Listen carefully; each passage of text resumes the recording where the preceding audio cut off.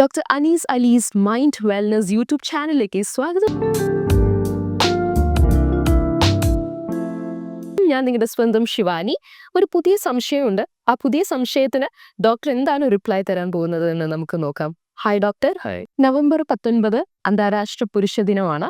അപ്പോൾ ആ ദിനം ആചരിക്കുന്നതിന്റെ ഭാഗമായിട്ട് സേവ് ഇന്ത്യൻ ഫാമിലി ഫൗണ്ടേഷൻ ഒരു റിപ്പോർട്ട് പുറത്തുവിടുകയുണ്ടായി. അത് പ്രകാരം പറയുന്നത് നമ്മുടെ പുരുഷന്മാരുടെ ആത്മഹത്യയുടെ കാരണങ്ങളിൽ കൂടുതലും വരുന്നത് ഈ അറേഞ്ച്ഡ് മാരേജ് മൂലം ഉണ്ടാകുന്നതും ആയിട്ടുള്ള പ്രശ്നങ്ങൾ, അല്ലെങ്കിൽ അതിലൂടെ വരുന്ന അഭിപ്രായ ഭിന്നതകൾ, അഭിപ്രായ വ്യത്യാസം.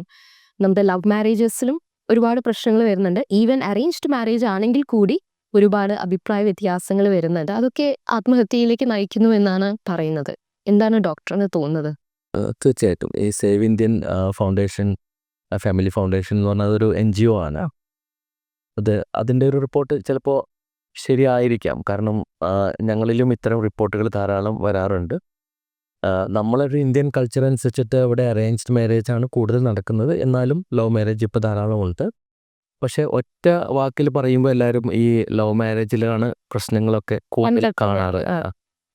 അതിന് കുറേ പ്രശ്നങ്ങൾ കാര്യങ്ങളുണ്ട് എൻ്റെ കാഴ്ചപ്പാടിൽ. കാരണം സൈക്യാട്രിസ്റ്റ് ഉള്ളവർക്ക്, കാരണം അറേഞ്ച്ഡ് മാരേജ് ആയിട്ടുള്ള ആളുകളും അതുപോലെ ലവ് മാരേജ് ആയിട്ടുള്ള ആളുകളും പല പ്രശ്നങ്ങളുമായിട്ട് നമ്മൾ സമീപിക്കാറുണ്ട്. ഇപ്പോൾ ഈ അറേഞ്ച്ഡ് മാരേജ് നമ്മൾ മുന്നത്തെ കാലത്ത് അപേക്ഷിച്ച് നോക്കുമ്പോൾ ഒത്തിരി വ്യത്യാസമുണ്ട്. ഇപ്പോഴത്തെ അറേഞ്ച്ഡ് മാരേജ് ഒക്കെ എന്ന് പറഞ്ഞാൽ മുൻകാലങ്ങളിലൊക്കെ ഞാനൊക്കെ കേട്ടിട്ടുണ്ട്, എൻ്റെ രക്ഷിതാക്കളൊക്കെ ഈ അങ്ങോട്ടും ഇങ്ങോട്ടും കാണുന്നില്ല, അവർ പെണ്ണിനെ കണ്ടിട്ട് പോലും ഉണ്ടാവില്ല. അവർ പാരൻസുകൾ തമ്മിലങ്ങ് ഉറപ്പിക്കുന്ന ഒരു കല്യാണമായിരുന്നു. അത് പാരൻസ് അങ്ങ് ഉറപ്പിക്കുകയാണ്, ഇയാളും തമ്മിൽ അങ്ങോട്ട് യോജിക്കാന്ന്. പിന്നെ നിങ്ങളങ്ങ് മൂളിക്കൊടുക്കുക എന്നുള്ളേ ഉള്ളൂ. നിങ്ങൾക്ക് വലിയ റോളൊന്നും ഇല്ല അതിൽ.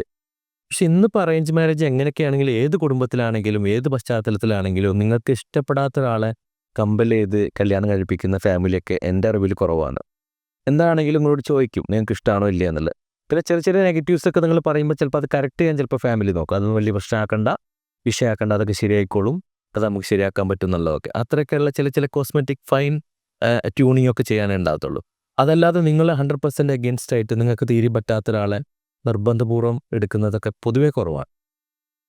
അപ്പോൾ അങ്ങനെയുള്ളൊരു ഗുണമുണ്ട് ഇപ്പോൾ. പക്ഷേ എങ്കിലും എത്ര അറേഞ്ച്ഡ് ആണെങ്കിലും നമ്മൾ വ്യത്യസ്ത മേഖലയിൽ നിന്ന് വരുന്ന രണ്ട് കുടുംബങ്ങൾ തമ്മിൽ അപ്പോൾ അങ്ങ് യോജിക്കുകയാണ്. ആ യോജിക്കുമ്പോൾ നിങ്ങളെ ഫാമിലി പശ്ചാത്തലം എനിക്കറിയില്ല, നിങ്ങൾ വളർന്നു വന്ന പശ്ചാത്തലം നിങ്ങളറിയില്ല. നിങ്ങൾ ചിലപ്പോൾ വളരെ സ്ട്രെസ്ഫുള്ളായ സിറ്റുവേഷനൊക്കെ തരണം ചെയ്ത് വന്നിട്ടുള്ളൊരു കുടുംബത്തിൽ നിന്ന് വന്ന ആളായിരിക്കും. ഞാൻ ചിലപ്പോൾ നേരെ ഓപ്പോസിറ്റ് ആയിരിക്കും.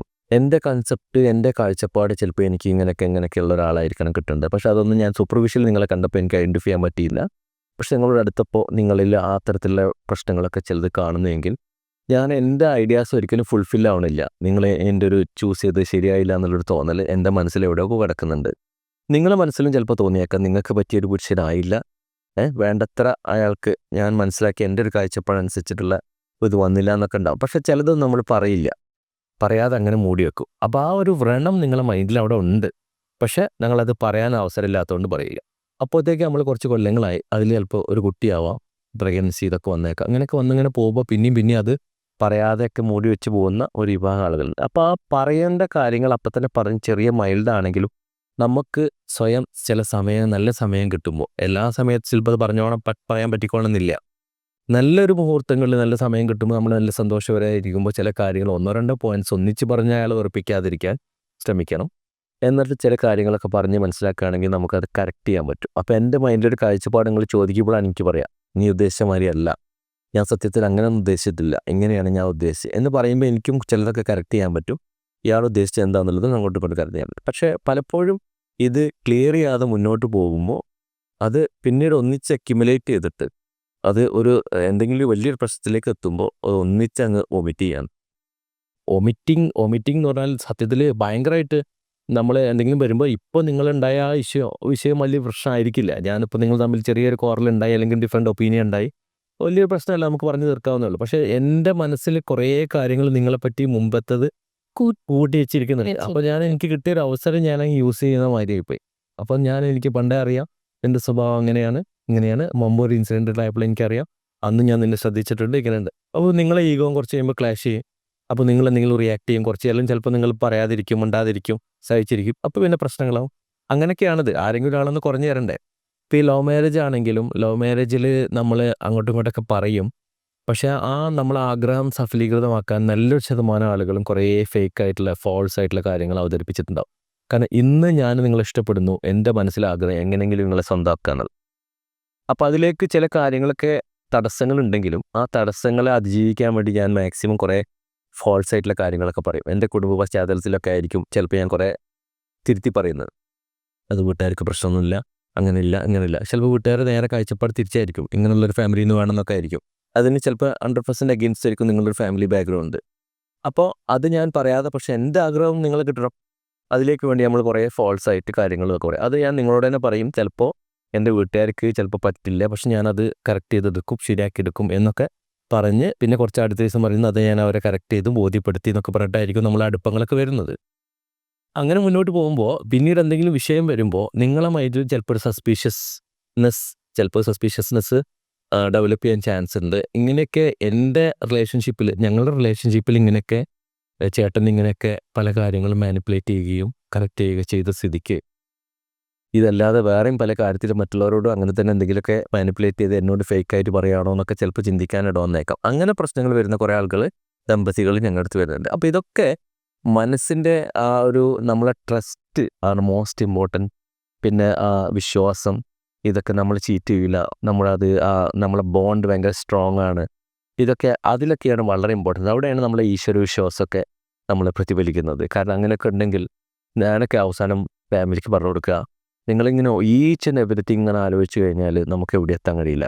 അപ്പോൾ നിങ്ങളൊരു ദൈവവിശ്വാസിയാണെങ്കിൽ കുറേ കാര്യങ്ങൾ ദൈവത്തിലേക്ക് അർപ്പിക്കുക. കാരണം അവരങ്ങനെ ഒരു തെറ്റ് ചെയ്തിട്ടുണ്ടെങ്കിൽ അതിന് അവരും ദൈവമായിപ്പോട്ടെ, അവരങ്ങ് തീരുമാനിക്കട്ടെ. മനസ്സിലായില്ല? നമ്മളിതിനെപ്പറ്റി ആലോചിച്ച് തലപൊണ്ണാക്കിയിട്ട് ഇനി പുതിയ അസുഖങ്ങളിലേക്ക് എത്തണ്ട. അപ്പോൾ നമ്മൾ ഇനി നന്നായിട്ട് ജീവിക്കാൻ നോക്കുക. നമ്മളെ മനസ്സിൽ നമ്മൾ കുറ്റം ചെയ്തിട്ടില്ലെങ്കിൽ പിന്നെ നമ്മളെന്തിനെ അതിനൊരു കുറ്റബോധം നമുക്കില്ല. അപ്പോൾ ഒരു ഗിൽറ്റി ഫീലിങ്ങിന് ചാൻസ് ഇല്ല. നമ്മൾ പെർഫെക്റ്റായിട്ട് ചെയ്യുക, നമ്മൾ കാര്യങ്ങൾ മനസ്സിൽ ഇൻറ്റൻഷൻ ക്ലിയർ ആണ്, നമ്മൾ ട്രാൻസ്പെറൻ്റ് ആയിട്ട് അവരോട് കമ്മ്യൂണിക്കേറ്റ് ചെയ്യുക. എന്തെങ്കിലും പ്രശ്നങ്ങളുണ്ടെങ്കിൽ അത് കറക്റ്റ് ചെയ്യാൻ നോക്കുക. പിന്നെ എന്തെങ്കിലും ഞാൻ അറിയാതെ നിങ്ങൾ എന്തെങ്കിലും ചെയ്യുന്നുണ്ടെങ്കിൽ അത് നിങ്ങളും ദൈവമായിക്കോട്ടെ എന്ന് വെച്ച് നിർത്താനേ പറ്റുള്ളൂ. അല്ലാതെ ഞാൻ അതിൽ പിന്നാലെ ഓടി നടന്നു കഴിഞ്ഞാൽ എൻ്റെ മൂവ്മെൻറ്റ്സിനൊക്കെ ബാധിക്കും, എൻ്റെ ഡ്യൂട്ടീനെ ബാധിക്കും, എൻ്റെ ജോലിനെ ബാധിക്കും, എൻ്റെ പെരുമാറ്റത്തിലും ബിഹേവിയറിലൊക്കെ ബാധിക്കും. അപ്പോൾ സ്വാഭാവികമായിട്ടും അത് ആളുകളൊക്കെ പറഞ്ഞു തുടങ്ങും, അയാളെ ട്രീറ്റ്മെൻ്റ് ഒന്നും ശരിയല്ല, അയാളെ വേ ഓഫ് മെത്തേഡ് ശരിയല്ല, അയാളെ അപ്രോച്ച് ശരിയല്ല ഒക്കെ പറഞ്ഞു തുടങ്ങും. അത് എന്നെ ബാധിക്കും, അപ്പോൾ ബുദ്ധിമുട്ടാവും. അതില്ലാതിരിക്കാൻ നമ്മൾ എവിടെയെങ്കിലും കൊണ്ടുപോയി അവസാനിപ്പിക്കണമെങ്കിൽ ഒരു ഈശ്വരവിശ്വാസി ആയിട്ടുള്ള ആളാണെങ്കിൽ ഞങ്ങളൊക്കെ എങ്ങനെയാണ് ചെയ്യുക, അവിടെ വെച്ചിട്ട് അവസാനിപ്പിക്കും. അതാണ് നമ്മൾ ഈ കുമ്പസാരം ഏത് റിലീജിയനിലാണെങ്കിലും അതൊക്കെ ഡേറ്റ് പറച്ചിലും ഒക്കെ ഉണ്ട്. അത് മുസ്ലിംസിലാണെങ്കിലും ഹിന്ദുസിലാണെങ്കിലും ക്രിസ്ത്യൻസിലാണെങ്കിലും ഒക്കെ ഉണ്ട്. അത് പറയുമ്പോൾ നമ്മളൊരു തേർഡ് പേഴ്സണിലേക്ക് നമ്മുടെ വിഷമങ്ങൾ അങ്ങ് അർപ്പിക്കാൻ. അപ്പോൾ നമുക്കൊരു സ്ട്രെസ് ഫ്രീ ആയിട്ടുള്ള ഇത് കിട്ടും, നമുക്കൊരു മനസ്സമാധാനം കിട്ടും. ഞാൻ പറയാനുള്ളതൊക്കെ പറയേണ്ട സ്ഥലത്ത് പറഞ്ഞിട്ടുണ്ട്, എനിക്കിനി അതിന് ഭയപ്പെടേണ്ട ആവശ്യമില്ല. അപ്പോൾ നമുക്കൊരു ഹാപ്പിനെസ് ഫീൽ ചെയ്യും.